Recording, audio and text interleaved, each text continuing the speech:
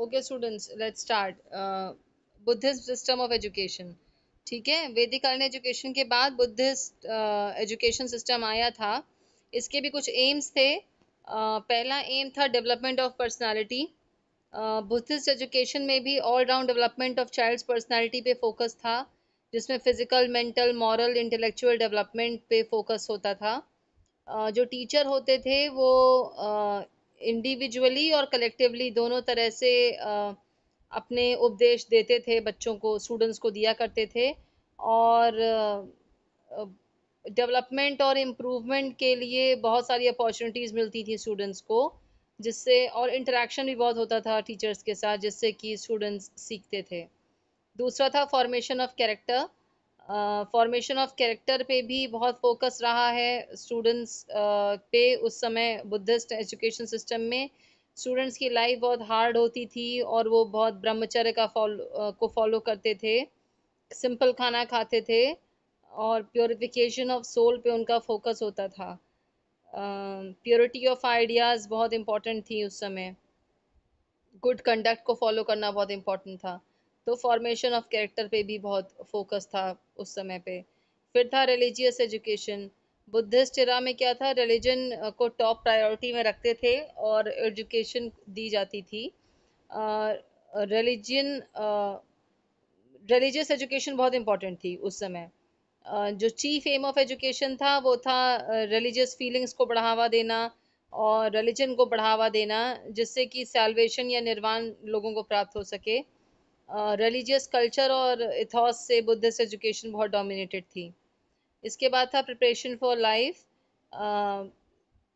इस system of education में क्या था कि जो वर्ल्डली और प्रैक्टिकल नॉलेज है उसको भी दिया जाता था रिलीजियस एजुकेशन के साथ साथ, जिससे कि बाद में जब स्टूडेंट्स नॉर्मल लाइफ में एंटर करें तो अपना लाइवलीहुड अर्न कर सकें और स्टूडेंट्स को अच्छी नॉलेज मिले, चाहे वो किसी भी तरह के उद्योग की हो, चाहे स्पिनिंग हो, वीविंग हो, ड्राइंग हो, म्यूज़िक हो, एग्रीकल्चर हो, जो भी हो, किसी भी तरह से उनको एक ये मतलब मिलती रहे एक नॉलेज भी, जिससे कि वो आगे का अपना जीवन यापन अच्छे से कर सकें।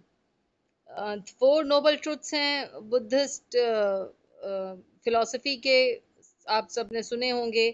पहला है कि देयर इज सफरिंग, दुख, मतलब दुख है हर जगह। There is a cause of suffering, मतलब हर दुख का कोई ना कोई कारण है। और इसके अलावा है कि there is a cessation of suffering. चौथा है there is a way leading to cessation of suffering, मतलब उसको रोका भी जा सकता है। ठीक है, तो ये चार, ये जो फिलॉसफी ऑफ बुद्धिज्म, जो भी फिलॉसफी है उस पे चार ये पिलर्स हैं जिस पे बेस्ड है ये फिलॉसफी। ठीक है, पहला है जो आपको बताया कि देयर सफरिंग, मतलब जो भी जन्म लिया है उसको दुख तो मिलेगा और कोई ना कोई दुख रहेगा। ठीक है, क्योंकि लाइफ है तो दुख होगा, ऐसा मानना है। बर्थ है, ओल्ड एज है, डिजीज है, डेथ है, sorrow, grief, wish, despair, gain, कोई भी चीज़ है वो दुख की तरफ ले जाती है। इसके बाद इन्होंने कहा है कि हर दुख का कोई ना कोई कारण होता है, तो बुद्धा ने ये भी बताया है कि हर दुख का कोई ना कोई कारण होता है। क्योंकि कोई जन्म लिया है तो दुख तो होगा ही, अगर कोई जन्म नहीं लिया होता तो फिर दुख भी ना होता, लेकिन मिजरेबल स्टेट होगी अगर जन्म हुआ है तो कोई ना कोई कारण ज़रूर रहता है दुख का, अगर कोई जन्म लिया है तो। हाँ बेटा, हाँ एक मिनट बेटा। तीसरा है कि there is a cessation of suffering,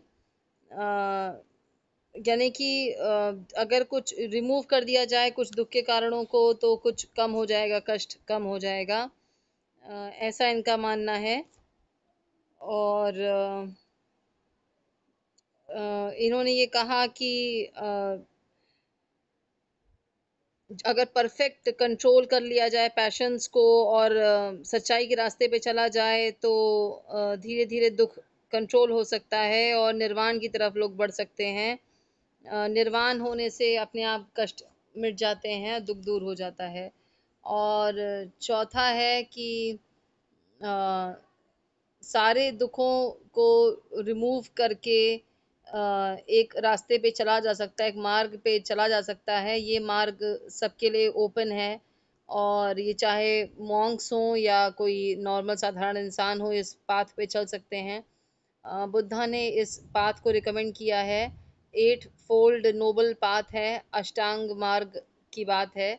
इसको फॉलो करने को कहा गया है। इसको फॉलो करने से दुख का अंत हो सकता है, ऐसा माना जाता है। ठीक है। तो ये थे आपके कुछ बुद्धिज्म फिलॉसफी के कुछ important points. AIIMS of education के साथ साथ बुद्धिज्म एजुकेशन, बुद्धिज्म फिलॉसफी किस किस पे बेस्ड है। कुछ फीचर्स भी हैं। फीचर्स, पहला चीफ एम ऑफ एजुकेशन आपको हम बता चुके हैं कि बुद्धिस्ट रिलीजन को बढ़ावा देना। दूसरा है कि एजुकेशन को मठ और विहार इन सब में दिया जाता था। तीसरा है एजुकेशनल फैसिलिटीज़ सबको बराबर से दी जाती थी। ब्रॉड पॉजिटिव व्यू था एजुकेशन का। साथ में टीचर टॉट रिलेशनशिप बहुत कॉर्डियल और इंटीमेट थी। स्टूडेंट्स अपने टीचर्स की बहुत रिस्पेक्ट करते थे, और टीचर्स भी उनको बहुत अच्छे से ट्रीट करते थे। एजुकेशन सिस्टम में रिलीजन डोमिनेट करती थी, बुद्धिस्ट एजुकेशन सिस्टम में भी। और उसके अलावा स्टूडेंट्स प्रैक्टिस करते थे spinning, weaving, drawing, music, medicine, इन सब की भी प्रैक्टिस करते थे। हायर एजुकेशन को भी प्रॉपर प्लेस दी गई थी। और वुमेन एजुकेशन वो हायर क्लास को ही के ही लोगों को मिलती थी। तो इस ये इसके कुछ इंपॉर्टेंट फीचर्स हैं। तो आज के लिए इतना ही रखते हैं। बाकी की क्लास हम लोग अब कल करेंगे। ठीक है। बुद्धिस्ट एजुकेशन सिस्टम, हाँ, स्टार्टेड। हाँ, कल इसके आगे का पढ़ाई करेंगे। ठीक है। तो तुम लोग इसको भी पढ़ लेना, थोड़ा सा पढ़े रहना, कुछ पूछना हो तो। ठीक है। ओके। ठीक है स्टूडेंट्स। थैंक थैंक ओके बेटा। ओके।